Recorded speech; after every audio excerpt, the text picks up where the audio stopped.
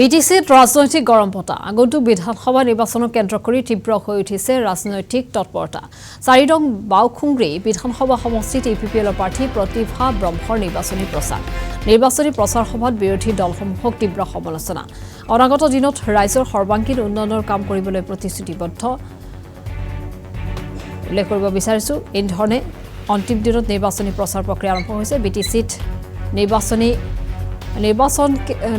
কেন্দ্ৰ কৰি তীব্ৰ হৈ উঠিছে ৰাজনৈতিক তৎপৰতা। 4 নং বাউখুংগ্ৰী বিধানসভা সমষ্টিত ইউপিপিএলৰ প্ৰাৰ্থী প্ৰতিভা ব্ৰহ্মৰ নিৰ্বাচনী প্ৰচাৰ।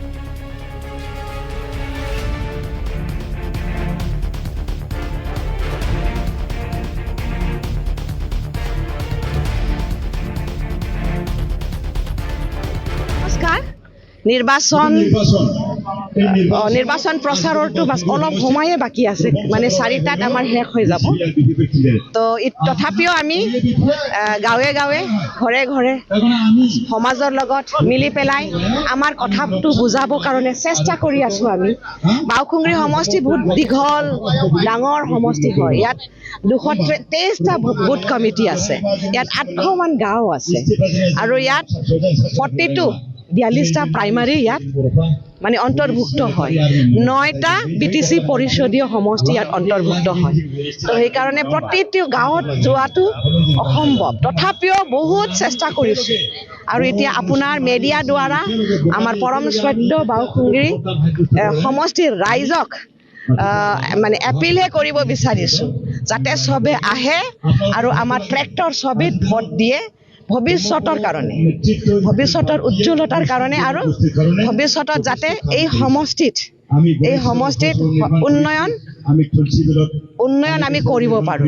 মহিলা নেত্ৰী হয়, মহিলাৰ কাৰণে কাম কৰিম, মহিলা সবলীকৰণৰ কাৰণে কাম কৰিম, নৱপ্ৰজন্মৰ কাৰণে কাম কৰিম, খেতিয়কৰ কাৰণে কাম কৰিম, প্ৰতিটো জাতি জনগোষ্ঠীৰ কাৰণে, প্ৰতিটো ধৰ্মৰ সমাজৰ কাৰণে কাম কৰিম, চবৰৰ কাৰণে মাত মাতিম যাতে প্ৰতিটো জাতি জনগোষ্ঠী ধৰ্মৰ সমাজে অধিকাৰটো পায়, যাতে ন্যায়টো পায়, যাতে সন্মানটো পায়। স্বাভিমান আৰু সন্মানহে ডাঙৰ।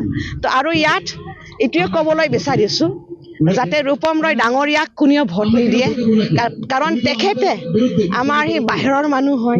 ডকুমেণ্টছবিলাকতো চবেই গম পাইছে, বুজি পাইছে। আমাৰ বিটিচিৰ কিছুমান সাংবিধানিক মানে আমি সুৰক্ষাটো আমাৰ বিটিচি বাসিন্দাই চবেই দিব লাগিব, এইটো ভাবি পেলাই অনুৰোধ কৰিছোঁ। আৰু ইয়াত ৰাজীৱ বাংগাল বা ৰাজীৱ কুমাৰ ব্ৰহ্ময়ে ইণ্ডিপেণ্ডেণ্ট কেণ্ডিডেট হিচাপে থিয় দিছে। তেখেতে কিন্তু একেটা দলৰে হয় ন।